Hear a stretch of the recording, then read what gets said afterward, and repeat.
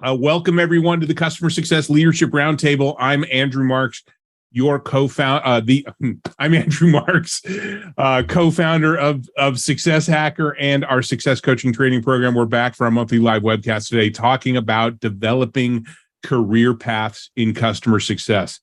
This free learning event is brought to you by Success Coaching, the world leader in customer success professional development training with nearly 19,000 students globally. Our programs are available in a variety of formats, from self-paced online learning to virtual instructor-led boot camps, and we're now accepting registrations for all of our virtual instructor-led programs through the end of the year. We've got our fall 12-week coaching program being offered in partnership with the University of San Francisco that launches next week. And we're going to leave registration open for a couple of weeks because we're going to have a break there attending the CS 100. And we also have a number of standalone courses taught by industry experts, including data-driven decision-making, having difficult conversations, change management for customer success, outcome-based selling, and what successful managers do, a 12-week management training and coaching program. Find out more at successcoaching.co. Ashley will be dropping a link in the chat along with a special coupon code for our fall USF coaching cohorts that is good through, I guess, now the next couple of weeks. For those of you that haven't participated in one of these events before, this is a live and unscripted discussion where we dig into a single topic relevant to customer success, regardless of the company that you work for, the scope of your role, or the sizes of the customers that your teams deal with. We aim to pick topics that are going to be practical and useful to you. The schedule for our upcoming events can also be found at successcoaching.co. Click on the events tab at the top of the page to find out more. A few housekeeping items before we get started. This webinar is recorded and we'll be posting a replay along with a transcription on our website early next week. We will be taking questions later on during the webinar, so please don't be shy and use that Q&A button at the bottom of your screen to ask or upvote a question. We're also broadcasting on LinkedIn Live and have somebody monitoring that feed. Thank you, Tracy. So if you have any questions and you're watching on LinkedIn Live, please post them and they will be relayed to us. Also, we ask that you keep any commentary to the chat window. So commentary to the chat window, questions to Q&A. There's a lot of thought leadership out there, along with a lot of theories about how to deliver customer success. In this series, we focus on the practical, real-world advice, best practices, techniques, and shared experiences from those who are working with or leading customer success teams on a daily basis. And to do that, we invite three panelists to join me for a roundtable discussion. These are people who are great at their craft, and we ask them to share their experiences and their perspectives. So without further ado, I'd like our panelists to introduce themselves to y'all, talk a bit about who they are and what they do. Let's get started as usual in alphabetical order with Chris. Sure. Hey, everyone. My name is Chris Brown. I'm the Director of Customer Success at Speckit. What is Speckit, you may ask? Well, at Speckit, we believe that learning at work is broken. And what we have is a just-in-time learning platform that's simple and contextual and powerful. As far as what I do, I've been in CS for the better part of 15 years, primarily in leadership.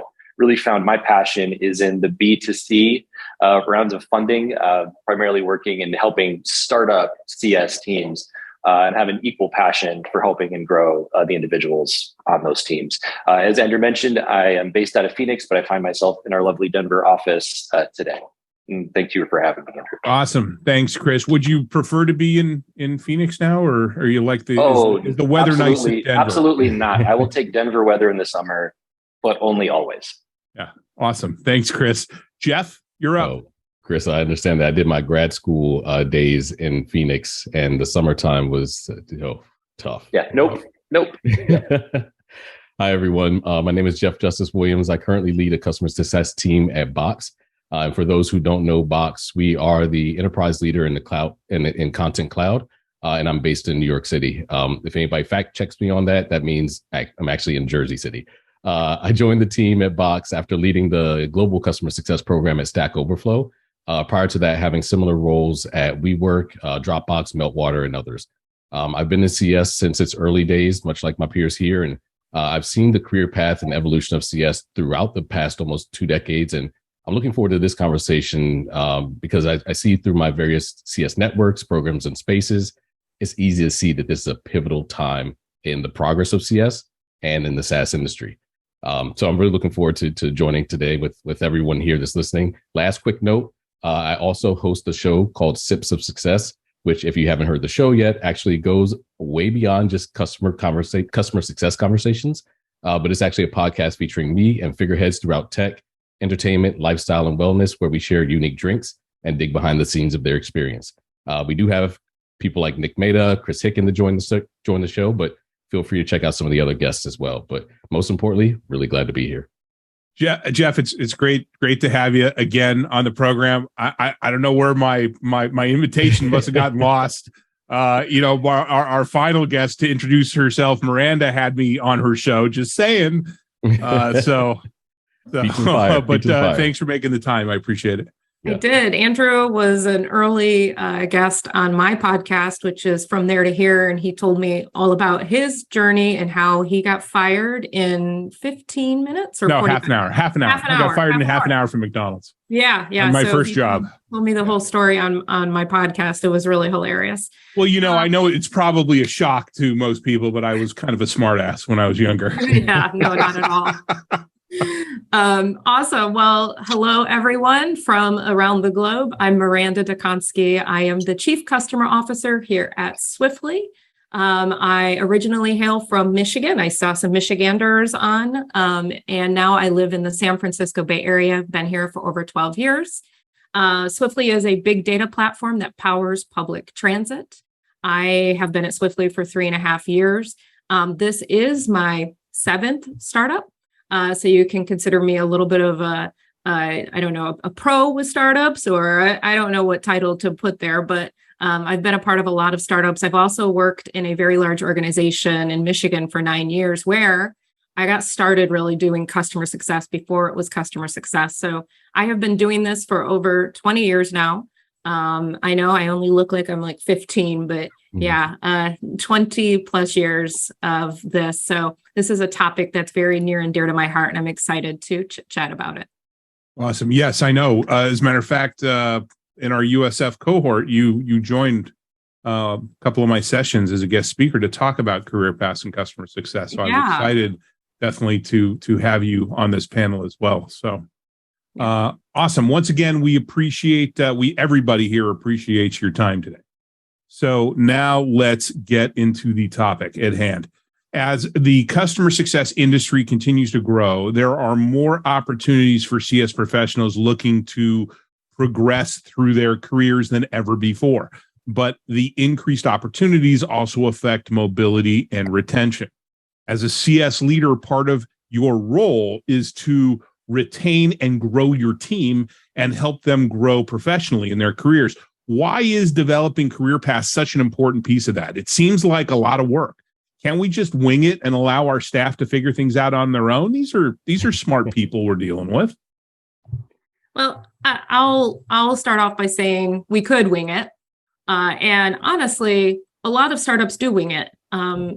We wing everything, especially early stage, on how to even do business, right? So why not this? However, in order to really build a strong team, and you need to have a strong team, a happy team, a team that's, is growing and developing skill sets, you have to be deliberate about this. And I've said this on LinkedIn again and again.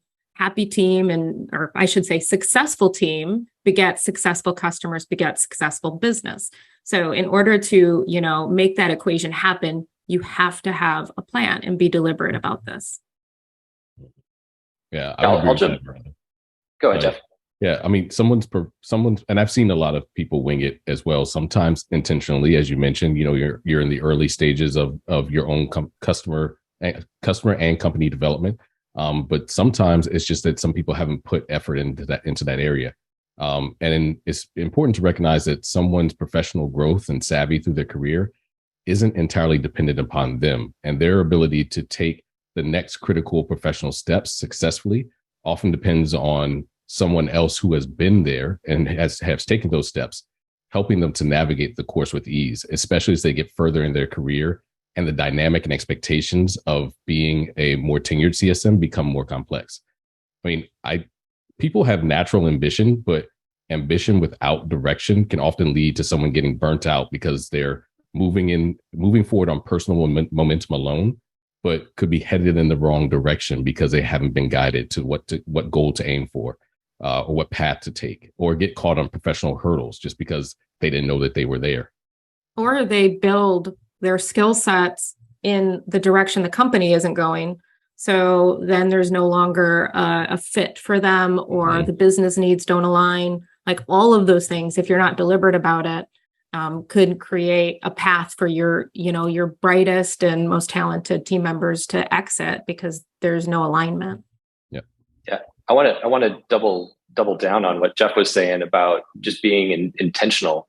Like the first half of my career, I was that guy, like trying all the things. And it wasn't until I had a leader sit down and say, what are you wanting to accomplish? Like it was just that simple question. It wasn't a formalized growth plan that we're kind of talking about here, but just having that intentionality of understanding what the end result is going to be, I think was super powerful for me just from that perspective. I think additionally, what we're talking about here too is motivation. Like anybody that's familiar with Dan Pink may know his book Drive, and he talks about three things when it comes about intrinsic motivation. So not like me as a leader saying you're going to grow because that's what you need to do, but that intrinsic motivation, it comes down to autonomy, mastery, and purpose. So the autonomy, like, can you do your job the way that you feel best to be done?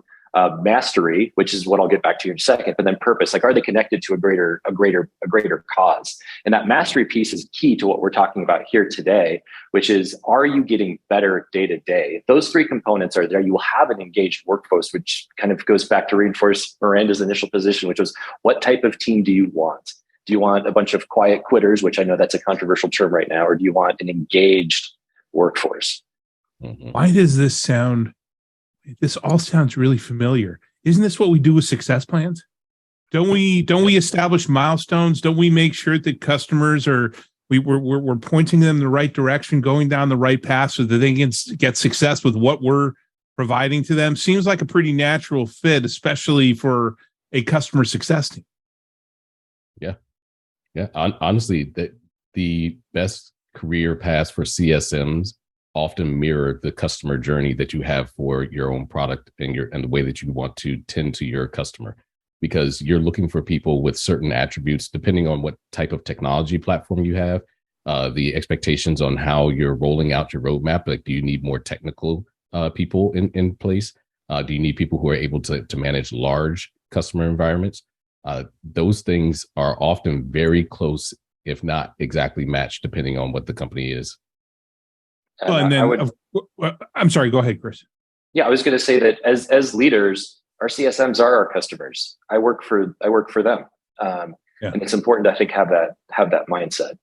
It's funny. I used to use that line all the time. And I meant it, but I got a lot of people saying, "Oh, that's just such you're so full of it." But I'm like, no, whenever I would go into an organization and I would either inherit a team or I'd build a team from scratch. My mantra to them was, I work for you because I am here to provide you with what you need in order for you to be successful. That begets my success as a leader. Mm-hmm.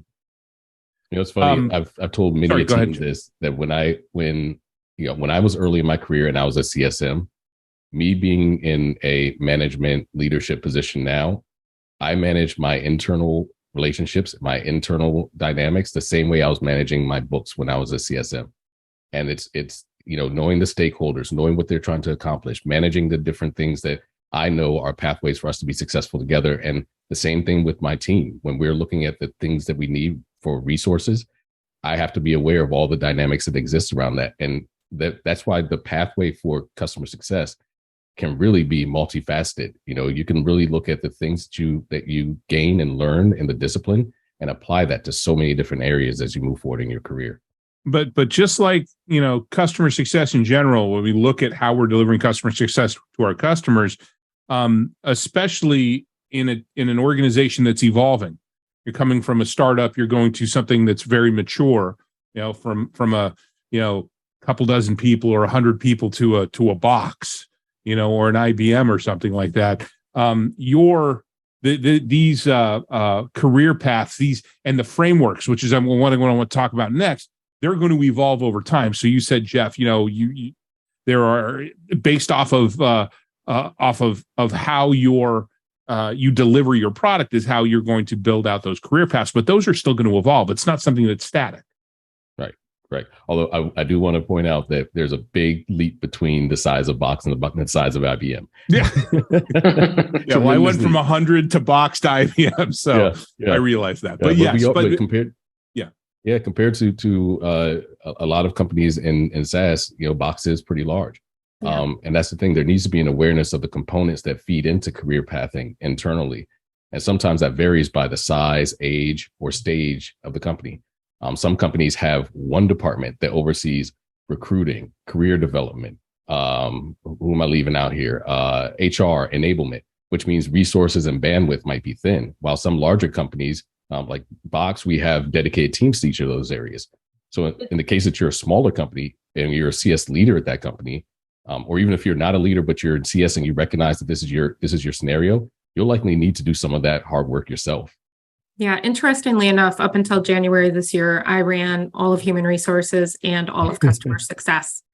We are a company of around 100 people, so we are on the opposite end of the spectrum from Box. And what I often tell folks is when you're hiring, especially when you're in a smaller scale organization, if you are bringing in individuals that are coming in from companies like Box that have everything pretty well mapped out, probably have a very robust intranet. You can kind of see what the salary levels are or the job levels and the paths. Smaller organizations are not likely to have that. So being very deliberate about that conversation when you're hiring folks that come from larger organizations where everything is really mapped out, and let them know that you don't have that, but this is what you do have. And that's the component that's really big, is making sure you have something to show them. It doesn't have to be perfect. It just has to be something to kind of give an idea of these are the different competencies that are required to go from a CSM to senior CSM to strategic. Or I like to do my department roadmap. I know as being the chief customer officer, potentially what new teams or new functions I'm going to need over the next year. So I'll have like a roadmap that says I may add training, professional services, more operations, things like that. So they can see, oh, these are areas that could potentially be needed and areas that I'm interested in. So I should be developing in my growth to those areas. So let's go a little deeper in that. I want to talk about how we can develop these frameworks for your team to create career paths. What are the key elements? I mean, you threw a few out there. You threw some skills, some expertise. What else? What else should that type of framework look like? And knowing that it's going to evolve over time. Well, first and foremost, you have to start with where you currently are. So that comes in the way of like a competency map. So what I like to do is have team members look through the competencies that I have defined and self-assess. Where are you in each of these competencies? If your goal is to go from CSM to senior CSM, how many of these boxes do you already check off? And what do you need to work on? Once you understand what you need to work on, then you can create yourself a roadmap and say, okay, so I need to work on these 5 things. I'm going to map these out. And kind of like in the chat, I can't remember who, but somebody had mentioned OKRs. It was Lee Clark mentioned OKRs, kind of like in the OKR framework. You map out, in 2 quarters, this is where I want to be. So that means I need to do A, B, C, and X, Y, Z over the next couple of quarters. That's the competency side. Now, if you have a goal to exit the customer success team and maybe join marketing or product or another team, and there's a specific role that you're targeting, have a conversation with your manager and the leaders of those teams to ask them what kind of skill sets you would need to build to be able to be considered if that business opportunity or need was to arise, and then build out your map in the same way.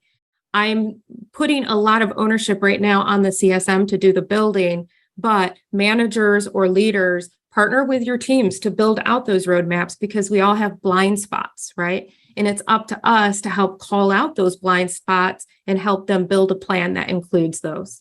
I don't know, Chris, Jeff, you ever have an issue with somebody self-assessing themselves too high? 100%. Yeah. Yeah. But on the opposite side of that too, I think there's often the tendency to self-assess very low because they might not understand that what they have is a superpower, but they think everybody has that. And so it's, I don't necessarily say like, hey, go self-evaluate yourself. It's a two-way conversation. I use the Lominger framework for competencies, which I don't know if anybody's familiar with, but there's like 66 of them. And I just ask them to sort every single one. And it takes a long time, but it is well worth it because then you walk away with an understanding of this is where we're at today.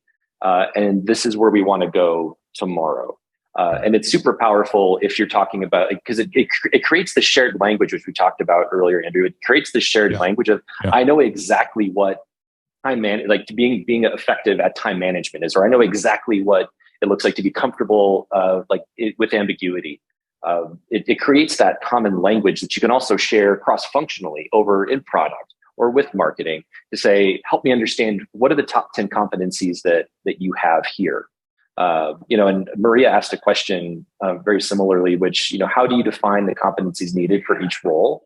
Like I asked my team, you tell me, like you're the ones closest to the problems that you are facing day to day. So tell me what you need to be successful in this role. And we go through, we define like, here are the must have, the top 10 competencies, and here are the nice to haves. And it'd be in a perfect world, other departments have that as well. And you can easily just go and say, hey, you want to move here. This is what they're looking for. And this is where you're going to need to put some work in to get there. And I kind of take a different approach than Chris. I don't put it out to the team to define because that can be really overwhelming. And I've also have experienced where it is a little off and you have to kind of reel it way back in. So I do a couple of things. One, I look at the customer life cycle and try to understand what are the skill sets that we will need to be able to manage the life cycle with the customer base as is today, and then as where we're going. So looking current, looking future.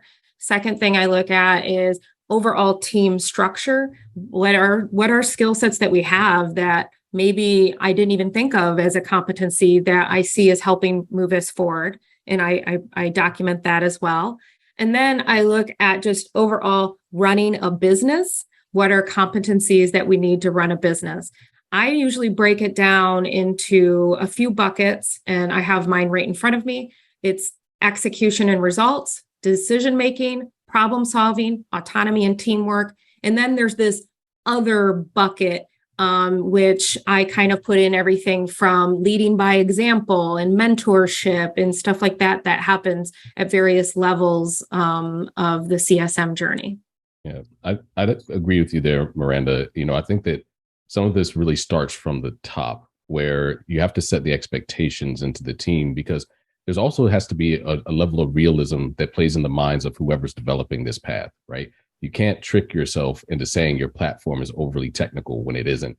And if you can't avoid it, you also don't want to outprice yourself in the market for CSMs that you can't afford, right? I've been at small, medium, and now mid-sized to large companies. But we all want to hire the best CSMs that ever existed, right? But sometimes building that pathway, especially if you're a smaller company, building that pathway and developing that prototype from in-house personnel can reap larger benefits than you pursuing and competing with the idea of bringing in the ideal profile from off the street and in the market. But you have to be real with yourself about that and say, where are we really? Where's our life cycle? Where's our journey? And what are the things that we expect and need to make our customers successful to the next step? Yeah. That's a great point, Jeff. Before we went all in on our coaching and training program, we used recruiting to help fund the development of it. And I had a lot of conversations with hiring managers. They said, we only want A players. Yeah. I'm like, yeah, we all only want A players, but there's only so many A players. Well, what about B players that have the potential to be an A? Nope, not interested. All right, you're limiting me, right? Mm-hmm. You're limiting yourself. Yep. Totally. But I like this. Actually, one of the things I didn't hear from any of you, which I did a lot of, was basically just sitting down with my most senior resources and having a session and saying, okay, let's lay out a skills matrix, let's lay out a competency matrix so that we can all agree on what progression looks like. Yep. Every time I went into a new organization, I sat down with my most senior folks, got them, and we all, and part of that was getting them on board, getting them on the bus, so that not only could they have a voice, but they could also influence others in the organization that looked up to them as senior resources in their roles.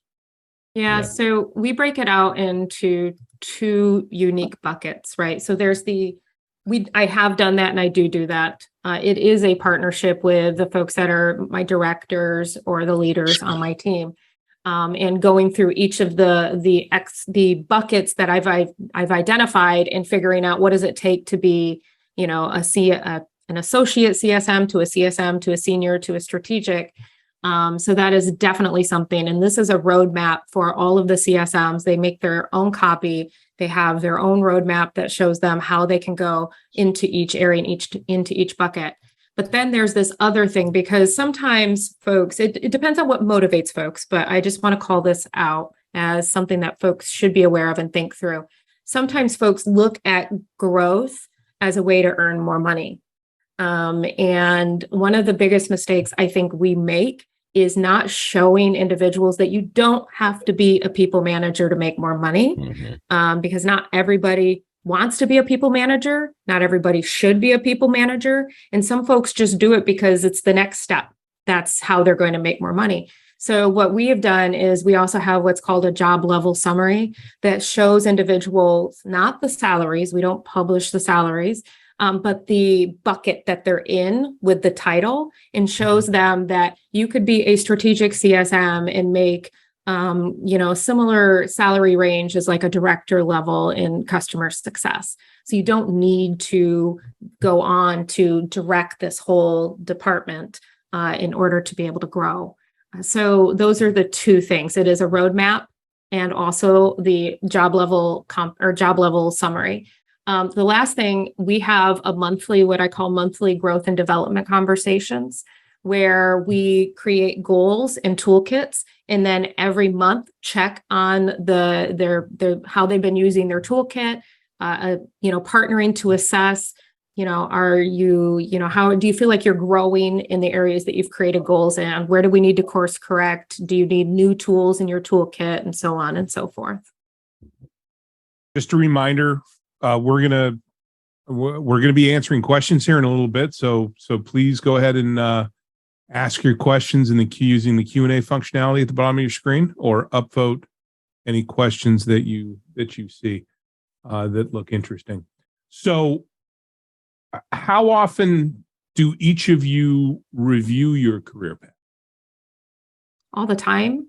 Especially in small startups, because we're constantly growing, evolving. The product changes, your customers change.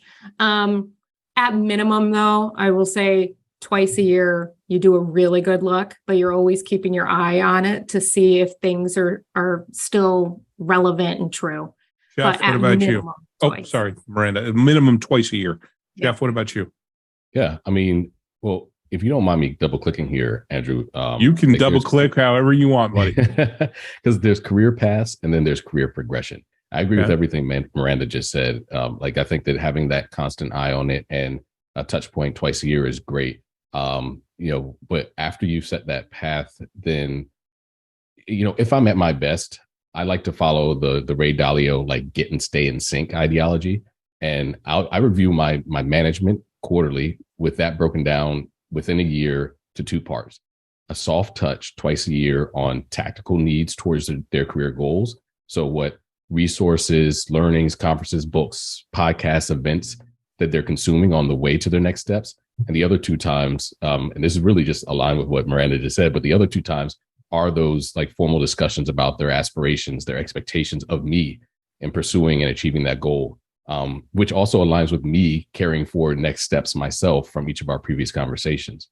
I'll quickly highlight, though, on the first part of what I just said, it's not just you giving them the time. It's also, as a leader, you have to come and do your homework too, right? And following up, designing the path forward for their career. And I expect for my management to then cascade that into our team with the same cadence, transparency, and guidance to the rest of the business. Yeah, that makes sense. Chris? Yeah, for me, I follow a similar approach, I think, to Miranda, which like let's do a deeper dive into like let's resort these competencies. Let's do that a couple times a year just to see where we've changed, because people will always shift in and out of kind of where there's strengths and there's challenges. But I think, a touch base of at least monthly, just to talk through briefly, like how is growth going? If they're not bringing it up, I mean, I leave my one-on-ones relatively free form for them to bring to me what they would like to talk about. And a lot of times it is the growth that they're wanting to discuss. And so that's where we're digging in. It's okay. You attended that webinar. What did you learn from Chris, Miranda, and Jeff today? That type of quick touch base and conversation, just so you're constantly keeping, like Jeff said, you're constantly keeping in sync with them about how that's progressing. You don't want 6 months to go on and be like, oh, nothing changed. That's not cool.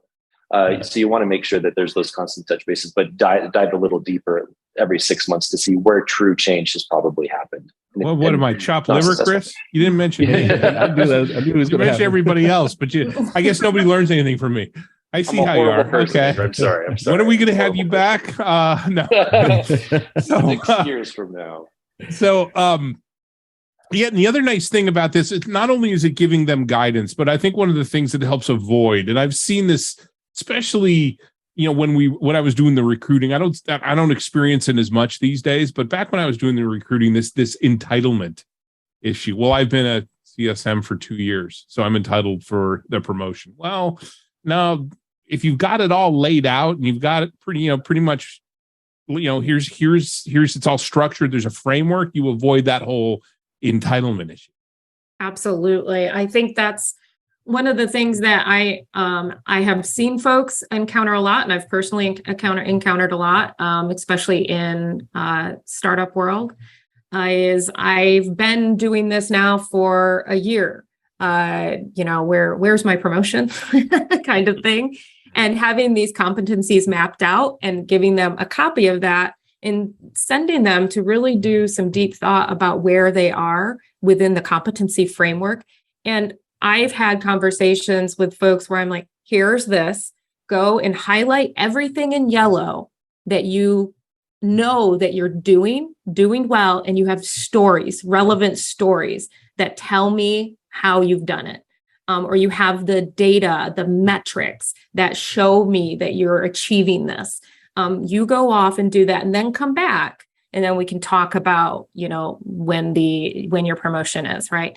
The thing I don't like to do is put time on promotion, saying you have to be, a CSM for a year before you're a senior CSM. No. I've seen folks just blow through these competencies and manage to just blow it out of the water. And then other folks, it takes a little bit longer, and that's okay. Everybody has a different path. That's why I'm very careful about not putting times on the buckets. It's more about your journey. Yeah. And those competencies. Go ahead, Chris. Go ahead. Yeah, I was going to say, I think that there's three things that I try to be very upfront with when people are even kind of sniffing around what promotion and more money looks like, right? It's, are you killing it in your role, and are you working on these competencies? How are you doing it? Are you leaving a trail of bodies behind you, or are you or are you building up the department and those around you? And the third component is out of their control, which sometimes they have a difficult time wrapping their mind around, which is there a business need? I can't just make you, an enterprise CSM because you have those first two. There also has to be a business need behind that, and that can be a tough pill for some people to swallow. And that's where people kind of get a little antsy. Mm-hmm. That's why it's important for leaders to try to keep a broad scope of all the competencies that you're measuring, and also understand that not everybody is going to index similarly along those competencies, right? If you've got 5 competencies that you look for, 8 competencies, whatever it might be, the different ways that like one person might over-index in domain knowledge or business acumen, but they in their mind think I skew really hard, I'm really good at this, but they're blind to, like Miranda mentioned earlier, they're blind to something that they're not developing, or they're not working on. So as leaders of the business and leaders of these people, you have to give them the open scope of saying, yes, you're really good in this area. However, you're lacking in this area, or you've neglected this area that's really important to the way that your customers are going to develop or evolve, and the business is going to Chris' point, the business is going to evolve, and then we create that need behind it. And so, given that, and we're going to get to some questions. We got my call for questions has resulted in now eight questions. So we're going to get to that in just a second. But real quick, every company is going to have a different types of domain and technical expertise. But what are some of the more common key skills that are required to be good at customer success from your perspective? I'll go first to active listening. Super important. Being a good listener. We have got 2 ears and 1 mouth. You'll have heard me say that before. We should be listening twice as much as we speak. Well, what else? What else do you believe is a good, important key skill to do well in this role? I mean, there's the cores that I have: decision making, problem solving, all of those types of things. But one that's not as obvious is, and I don't know how to summarize this, but this is a new one that I'm thinking about adding, and it's the understanding of a business. Business acumen, but also just understanding what are the drivers and levers around the metrics that you own, and how do you leverage those levers? Leverage levers. It works. Levers. Chris? Yeah, I mean, there's the basic table stakes ones like time management. Are you able to effectively manage your day? But I think especially in stages of business that Miranda and I kind of find ourselves in currently, maybe even you too, Jeff, I always look for people that are comfort in ambiguity, because a lot of times there's so much that we are still trying to figure out and learn, not just about like how we do business, but about our customers too. Early stages, we're still trying to figure who is our target market, who is our ideal customer profile. And so you have to be comfortable not knowing all the answers and still not being afraid to act, which is a second one that I look for, which is action oriented. Do you run towards something, or are you waiting for something to happen? Again, in startups, you definitely have to find the people that are willing to run towards the problem. Yeah. Jeff, what about you? Those. Yeah. +1 to all those. I think, being able to articulate vision, being able to understand outcome realization, have strategic thinking. Those are all great. I think there's one that we've all missed that we all know is core to what CS is. And truth is, every good CSM that I know has an X factor, something that makes them like valuable to their customers. We've had people come from the restaurant industry. We've had people come into CS from finance. We've had people come from all these different areas. But when you have an awareness of what customers you have, you can look at those X factors as something that makes their interaction with their customers more positive and makes them more capable of creating paths for their customers to be successful that's relevant to them. And I think that if you truly want to have the long view of a good CSM, also don't overlook that X factor, right? It may be lofty to build like X factor as a baseline, but truthfully, it's no different from sports, no different from entertainment, no different from entrepreneurship. You take your craft and then you execute on discipline. And that's the difference between like Friday Night Lights, Boobie Miles, and Tom Brady, right? The difference between your everyday comedian and Dave Chappelle. They go and you take your X factor and then you work on it and you create the pathway, you create the resources, and that X factor can be the difference between somebody being that good CSM and being truly great. Yeah, I love the X factor. That's and in many cases, the X factor is domain expertise, right? Is really understanding your domain really well. I've placed people into customer success roles with absolutely no customer success experience, but they had tremendous domain expertise, and they could be taught the skills to be good at customer success, but the domain expertise trumped it all. And because they could walk in, speak the customer's language, relate to the customer. The customer loved that, trusted them. I mean, talk about there's a big part of establishing trust, right, in customer success. When you got somebody that walks in the door and who's an ex financial services guy or an ex accountant, and you're selling them budgeting, forecasting, and planning, and they are speaking your language, and they know the stresses that you're going through and how to connect the dots between what you're trying to achieve and how to do it with that platform. That's huge. Yeah. Huge. I hire a lot of folks directly from public transit for that very reason. They know the ins and outs, and they can gain trust really quickly. And they know the struggles. They know what everybody's going through. I want to add one more before we move on to the next thing that we didn't talk about, and it's dealing with conflict. One of the things that, I see good CSMs takes them from good to great is being able to say no in a way that doesn't damage the relationship, actually makes it stronger. And I bucket that into learning how to navigate, uncomfortable moments, dealing with conflict in the moment, figuring out how you can still, move forward, even if you can't give that product thing, or even if you can't, extend the contract for free or whatever it may be, all these things that come up all the time as a customer success manager, but navigating that, you go from good to great when you figure out that motion. Yeah, having difficult conversations, super important. It's one of our more popular workshops that our partner Anita Toth delivers for us. Let's go to some questions now, because we're already quarter till. And by the way, just as a reminder, we do go until 15 minutes past. So please stick around if you can, and we will get through as many questions as possible. First question that's been upvoted quite a bit, so this is definitely a popular one from Lee. Lee asks, what if you're in a fairly new startup with less than 15 people and you are their first hire? What recommendations would you make to essentially spearhead building out the CS department? The company I work for is great, but has a more reactionary view versus proactive when it comes to CS. Use it almost as support. Oh, I've never experienced that before. This is my life. I join early, usually Series A startups, and get this motion built out. First and foremostly, you have to have buy-in from the top. You have your boss or your CEO or whomever it is has to understand what value CS can bring in a proactive way.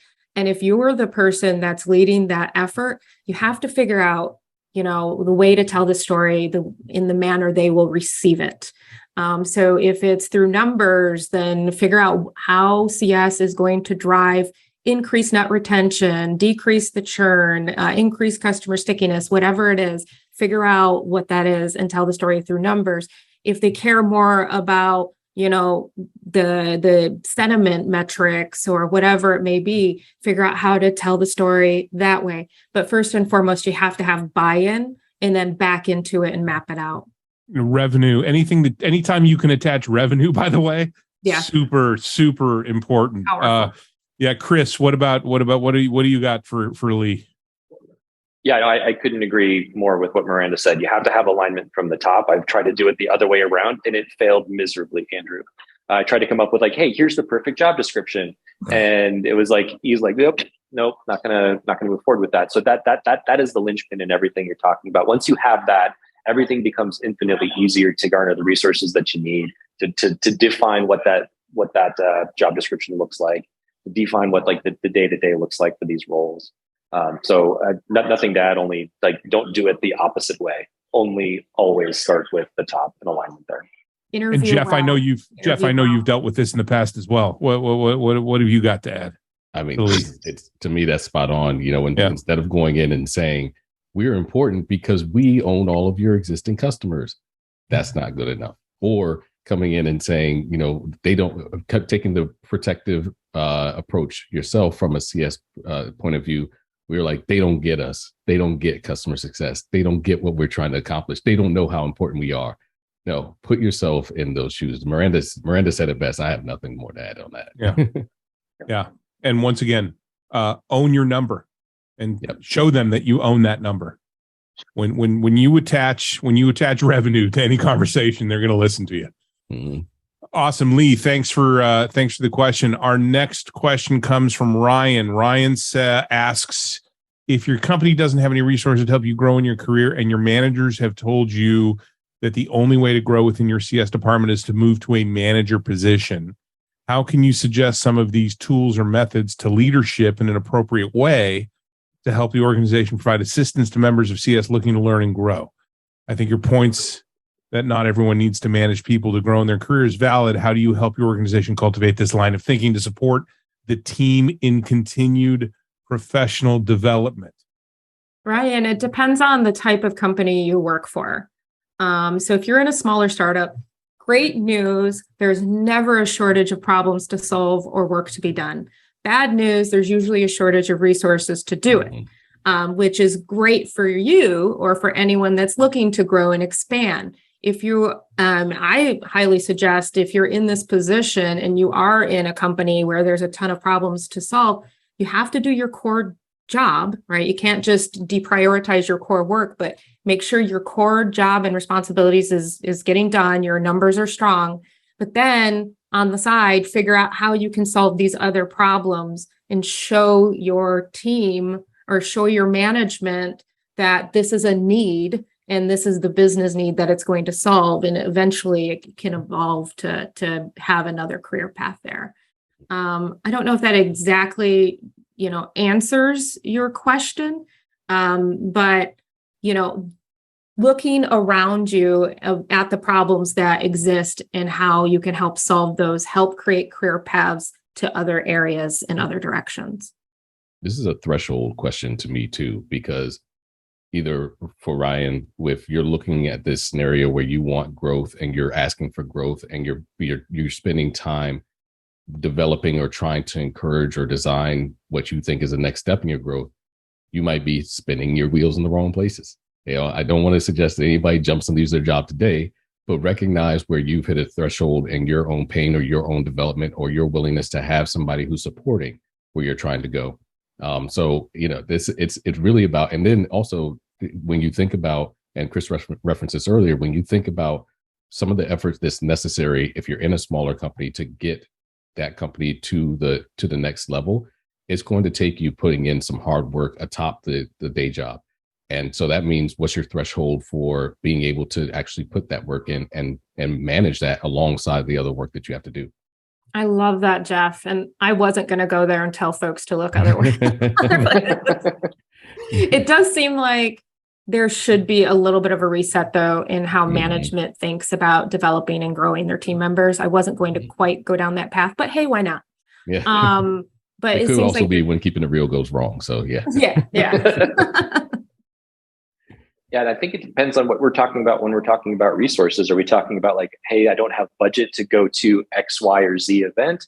Or is it we don't have the resources to promote somebody into this new position? So I think it depends right on what you're talking about with resources, but I would be careful to equate resources to anything financial. Growth is growth. I mean, it's hard for some people to delineate those two things. But growth is you getting better, acquiring a new skill. You now have new knowledge that you didn't have before. That is growth. And so I'd argue that there's a lot of free things out there. Just popping on and listening to Andrew speak, every so often will give you growth. There, I plugged you there, Andrew. We came back to that. I know. Thank you. Very self-serving. Yeah, appreciate it. Yeah. Awesome. But I would be careful to try to equate money with growth, because there's lots of things you can do outside of money to still grow. Yeah, makes sense. And all seriousness, Chris is right. We have a ton of there's a ton of content out there. We produce a ton of content that's not behind a paywall. So take advantage of that. Thanks, Ryan, for the question. Our next question comes from Wendy. Wendy, thanks for the question. Am I hearing you all correctly? Miranda, it sounds like your team builds out their own career path roadmap, while I believe I heard you, Jeff, say that you expect your leads to design the career paths for their CSMs. Pros, cons from your perspective. So I think we kind of figured out it was a mishmash, though. Yeah, to be clear, my team does not build out the career path roadmap in the organization.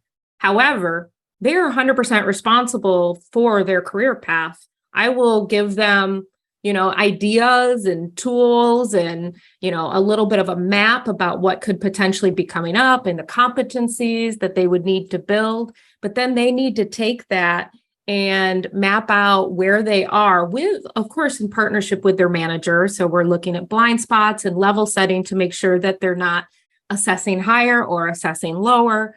But it is everybody, myself included, I own my own career. We should be the CEO of our careers and our career journeys, but definitely take advantage of all the tools and things that are being made available to us, and also being advocates for ourselves with our management. I think I see a lot of folks that are fearful of speaking up and saying, hey, Miranda, I want your job. Great. I want to retire soon. Let me show you how to do this, right? So we need to be able to advocate for ourselves and leverage and use the tools that are available. Absolutely. I definitely want to clear up, there was a misunderstanding. I don't expect non-leads to design their career paths. I expect that we have a framework, as we talked about at the beginning, that we then cascade into the business. I talk about this in my podcast all the time, but people don't go at this alone, right? And for the people that I talk to, they're all successful in their different categories, but someone has paved the path ahead of them and made it easier for them to move forward. For me, that's why I pride my career off. I was a good CSM, and when I became a great CSM at one point, I saw other CSMs become better than me over time. I saw managers that I've managed become better managers than I ever was. And one day, because I don't know if I'm going to be the best CSM exec at a company one day, I'm going to watch the CSMs who I worked with leapfrog me and become a better CSM exec than I've ever aspired to be. And that's simply okay with me because, there's no ego preventing me from that. But that's where you want to have something of a design that allows people to take those next steps in their career forward and own themselves what they think is the next best step for them. Yeah, I plus one to everything that everybody's saying. I want to double click on what Miranda said, which is it is their ownership of this process that will make them successful or not in that growth. I am here as a resource. If I'm aware of a direction that somebody wants to go, I will be more aware of those opportunities to align them with things that get them closer to that or get them exposure to that. But it is up to them to lean into that discomfort that comes from growth and support them through that and make sure that they feel like, okay, well, if I fail at this new thing that I'm going to try, like, am I still safe here? It's our job as the leaders to create that environment for people to feel comfortable in those moments of that stretch that you feel when they're growing. But it is ultimately 100% on them to lean into that growth. Yeah. That they need to buy into it. They need to be bought into it, right? They need to own it. They need to be bought into it. And I think it's important that you have that framework even when they self-assess. Now, what I used to do, and I was dealing with a lot of really technical products in my past, but what we would do is we would create that framework, and we would have each individual self-assessed, and then we would pair them up randomly, sometimes randomly, sometimes not, with a peer, and have the peer assess them. And then the leader would assess them. Now, that's 3 different levels of assessment, but because there was such a big technical component to it, and it was so important that they got that right, for the sake of our customers, that we went through that just to kind of put a stake in the ground. And then as they moved through their career progression, we would follow the same type of model. But you just got to do whatever it takes to get people to not only buy into their own growth, but to own it and be responsible for it. It's not something that you are going to do for them. It's something that they need to be doing and engaged in. Wendy, thank you for the question. Our next question comes from Katie. Katie asks, are there specific certifications or trainings for CSMs you would recommend to support career pathing? I'll take that one. I'm gonna stay quiet here, see what happens. Success Hacker is a great platform for you to do that. You're in the right place, Katie. I started Success Hacker early in my career, and I've watched my teams go through Success Hacker certifications. You're able to success coaching, by the way. We've kind of shifted from success hacker to success coaching. That's right, correct. Sorry to interrupt. I just want to make sure. I'm so old school. I'm so old school. Like, you are old school, yeah. yeah. The success coaching, but it really is like a great platform. In Andrew referenced it earlier that there are free resources that are out there. The paid resources, yes, they're great and there's depth, and you can track yourself through. But the good starting place is take your own challenge and start there. There are a lot of different resources out there for CS. You can find a lot of these conversations out there that can lead you in different directions. But Katie's starting in the right place. Yeah, I do not work for success coaching. Jeff does not work for success coaching, and Katie is not a paid placement either. Yeah. I have my entire team taking the level 1 and level 2 certification courses right now. So +1. Yep. And I'm not going to add anything new to this conversation. Success coaching is the place to go for your certification. I do expect my royalty check, though, Andrew. I don't know if these other Thanks, Chris. Yes, Thank you all. Thanks, Miranda and Jeff. Thank you. We appreciate that. It's always good. Honestly, though, it's good to know that we are providing value. Right? It's very rewarding for us to know that the stuff that we produce is making a difference. Our next question comes from Patrick. Patrick asks, and it looks like Jeff wants to jump in on this. And we touched on a little bit of this earlier, but question from an outsider aiming to land in a CSM role. What are the common traits or soft skills that managers of CSMs are commonly looking for or are in short supply? So we mentioned a number of them already. Yeah, we did. I think we've addressed a lot of them. One thing that we didn't place in there, which is natural to the CS world, because we're managing our customers and helping them through some hard times sometimes, or guiding them through tough scenarios, is empathy. And I think that, that's a soft skill that if you don't know where you fall on an empathy spectrum, find out. And if you know where you fall, continue to improve it. I think that's always in short supply, even if it's it's ad nauseum. I think it's always in short supply, just by the nature of things that happen in our dynamic. So I would just plug that one. Awesome. Anybody else want to add anything? Chris, Miranda? I think it's been quite covered. Okay. Yeah. Jeff, can you hit done on that question for me, please? Awesome. Thank you, Patrick, for that question. Our next question comes from Bruce. And just a reminder, we're at the top of the hour. We'll keep going here and answer as many questions as we can in the next 15 minutes. And then Miranda needs to run and get on a plane. I do. So Bruce asks, can we revisit the point about business need? I'm struggling with that on my team. Several people have met requirements for the next level, but there isn't sufficient need. Yeah, I mean, I think I see that you're a director. I could see a little bit of your title there, Bruce.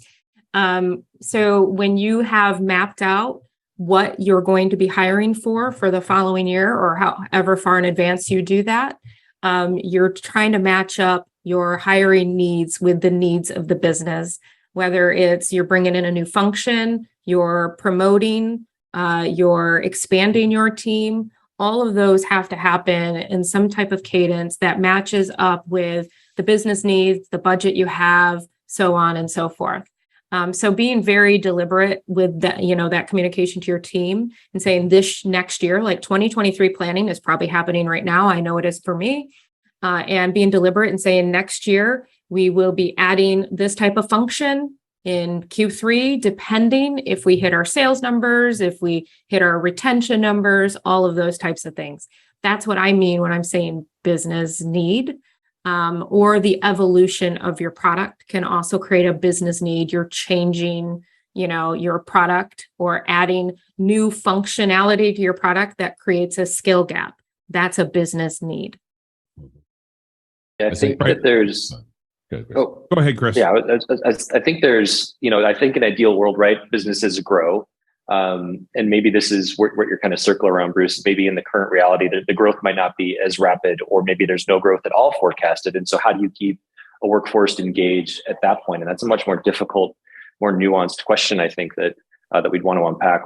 But I think it really does come down to how can you continually keep people in that autonomy, mastery, and purpose state? Are we still aligning them with things that they can do to get better? So great, they checked all the boxes, but what are some other things that we could add to this? Because a lot of businesses, they'll have problems tomorrow that they didn't even know that they're going to have today. And so how can we better prepare them for other options? If they want to be in CS forever, that's great, but be clear about that. Like that growth may not be here this year. However, I see some other opportunities over in an operations role on the CS team that we're going to need. Let's talk more about that. And worst case scenario too, like, is it okay to have conversations about, well, maybe, are there other opportunities outside of this department or even outside of this company that I can help prepare you for? Because sometimes that takes a while to get people prepared for that. And some things then can change in the business. And then there is that opportunity. But my goal is not necessarily to keep people at my company for the rest of their life. It's to help make them better human beings, better CSMs, and get them to where they want to go in life. And sometimes that means that they leave, which is bittersweet. Speak for yourself, Chris. Everybody. you keep them forever, yeah. Keep them forever, Miranda. I did want to just quickly point in on, and I'm going to infer something here with very little information from Bruce's question. I see he's the director of ECS. I'm going to presume that means enterprise customer success, which may mean that in your business you have some natural layers that determine whether there's a SMB or smaller segment of business, and you're the enterprise. Look at capacity and how you manage how you determine capacity for how many accounts a CSM might have, and start to use that in your planning, in your planning forecast for the business, to say that our span of control for us to be able to effectively manage our enterprise customers means that we need to have 20 customers. And as we see the growth of these customers coming in, we see that we're going to be over that span of control. So then we build back towards capacity. That's the type of business need that you might be able to explore. Awesome. Bruce, thank you for the question. Our next question comes from Paul. Paul asks, with the lack of levels, FYI-ish breakdown of CSM roles, responsibilities, and salary ranges within the CSM umbrella, pay range seems to vary wildly, not only on location, but also with what each company thinks their CSM role entails. It also is difficult to see a general career path outside of associate CSM, senior, and then strategic CSM. There doesn't seem to be a one-shoe-fits-all easy button. How can I find my market value when approaching the compensation portion of the interview process, let's say for entry, mid, and senior roles? Well, hello, your former chief people officer here and chief customer officer. I'll be more than happy to tackle a little bit of this. Paul, you're 100% correct. The ranges are wide and crazy. Why you're seeing ranges are from a few factors. So take this into account. Company size. The larger companies are going to have a bigger budget and have maybe a different type of customer success. You'll have less probably autonomy, but you'll have more structure and maybe better benefits and bigger salaries versus the smaller startups. We can't compete. In my company, we pay in the 50th percentile based on location. But we try to be as competitive as possible, but we can't compete with the larger companies like Salesforce and so on and so forth.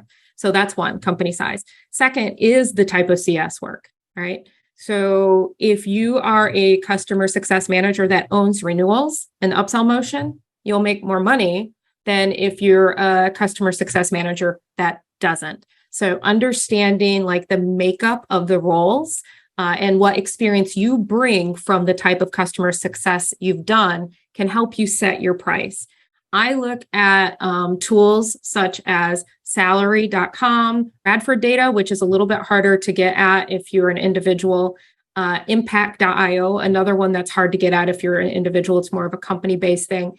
But one of the best tools out there for individuals is to look at Glassdoor, because you can go through and look at self-reported salary ranges and then kind of look at the companies, maybe where they're coming from, and see what type of CS they do when you look at the, their job postings and so on and so forth, and kind of deduce where you fall within those ranges.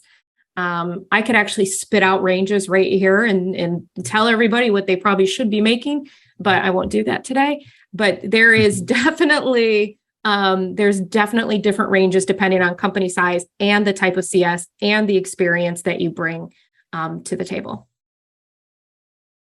Awesome. Chris, Jeff, anything to add? Absolutely not. That was still perfect. An app in use? Huh?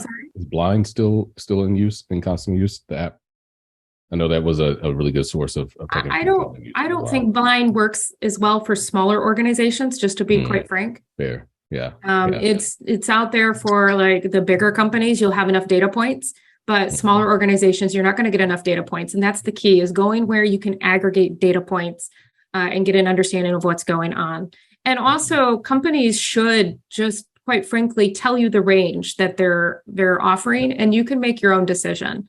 If you're in an interview and the company doesn't tell you the range, I would definitely double click on that, because the company has a range. They know what they've budgeted. So get that range and make sure you're within that range, or that's something that's acceptable to you. I will say, Paul, too, that you probably have an internal value that you're already thinking about. And like Miranda said, don't even bother with those places that you're not going to be making what you want. Because I don't know if you can find your market value, because all your experiences are so vastly different. But I think that you probably have a number in your mind, and don't shortchange yourself. Yeah, but at the same time, be realistic. Right. That too. I think Miranda makes a good point. Also, it has to, do you own a number? Right? Are you responsible for literally owning the number? And then what kind of comp plan is it? Is it heavily leveraged? Is it less leveraged? If it's a more heavily leveraged number, and you have there's a lot more on the upside portion, then maybe that's a good thing for you. Maybe it's not a good thing for you. And I'll just say this, as a startup person, salaries never make you a millionaire. So salaries pay the bills, but your stocks and, shares are what are going to put the money in your bank, are going to pay for your student loans, are going to buy your car, right? So if you're going into a startup, make sure you're getting some shares. And if it's later stage, it's a little harder, but earlier stage, you tend to get more shares, which are worth nothing until you build the company, and then it's worth something. Can I put a quick sticky note on this? Because, yes. And aside from the compensation aspect of this, and I see this a lot, and we've had negotiations around this a lot, where there are people who are senior CSMs at super small companies that try to make the transition to larger companies and say, hey, I'm a senior CSM. And the truth is, you may also not get the CSM title to transfer from a small company that's not as technical to a larger company that's much more technical. And it's in your benefit to be real with yourself about that, because you will be facing a very high hurdle if you're trying to just match over a title for a company that's not a company and product that's not product for product or apples to apples. So there's that part of it as well. That's a great point. So true. That's a great point. Yeah. You may be a senior CSM at some tiny little startup. You go to LinkedIn, don't expect to be a senior CSM. Fresh and brand new. Right? Exactly. Awesome. Thanks for the question there. Next question, and we've got time for probably two more, from David. David asks, what are the key skills to go from manager all the way to chief customer officer for the CSM leadership path? I think we need more than 4 minutes for that. Yeah, there's a lot to that. And a lot of it depends. It does. Right. I mean, it's that's complicated. That's next session, complicated. Right? That's another session, right? Yeah, exactly. I wish we had something better for you, David, but there's a lot to unpack there. Karen asks, how do you delineate between a competency and a skill, or between a competency and an expectation? Well, quite frankly, a lot of the competencies in the bucket that you're in, it is my expectation that that's how you're going to perform, right? So this is not only your roadmap for future growth, but your roadmap of how I expect you to perform in your day-to-day. Hard-coded.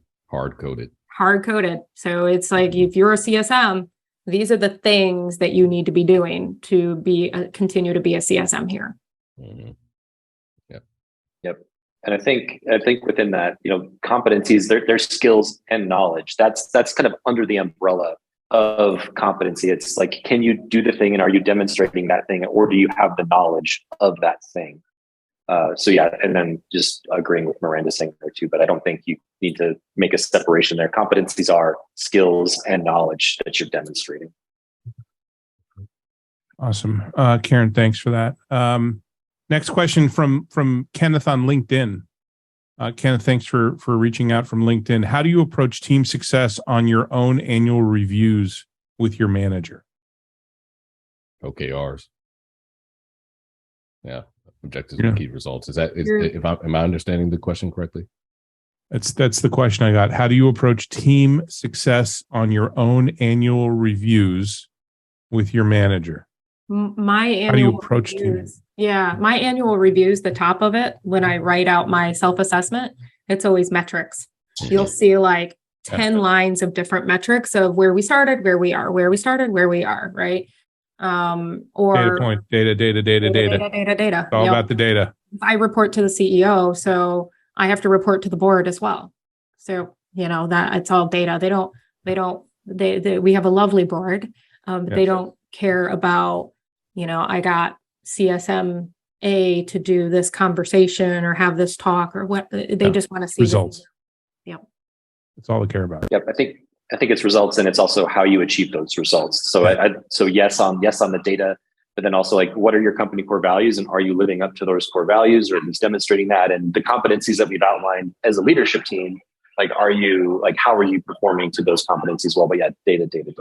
I loved what you said earlier. Are we leaving bodies behind? Bodies. Yeah, exactly. Right. Are we achieving what we're trying to achieve, but are people bailing on us? I actually had that experience. Yeah, we're getting the customers live, but guess what? The top 10, 20% of the workforce is bailing because we're expecting them to work 60, 70-hour weeks.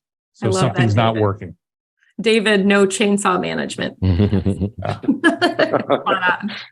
Awesome. All right. We're at the end of our time for today. I think it was a great conversation, but it's not what I think. It's what all of you think. So please let us know by posting your feedback on LinkedIn and tagging either myself, our guests, or Success Coaching.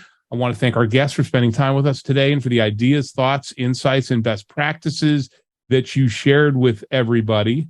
One final note, great CS leaders know that they don't have all the answers, but they know where to get them. That's why we created the CS Leadership Roundtable, to harness the knowledge and experience of the community to help improve everyone. We hope to see you next at our next event on October 12th, when we'll discuss utilizing data-driven decision-making in customer success. Until then, make sure to make space for yourself and your mindset every single day, and have a great rest of your day, week, and month, everybody. Bye, everyone. Thank you. Bye, everyone.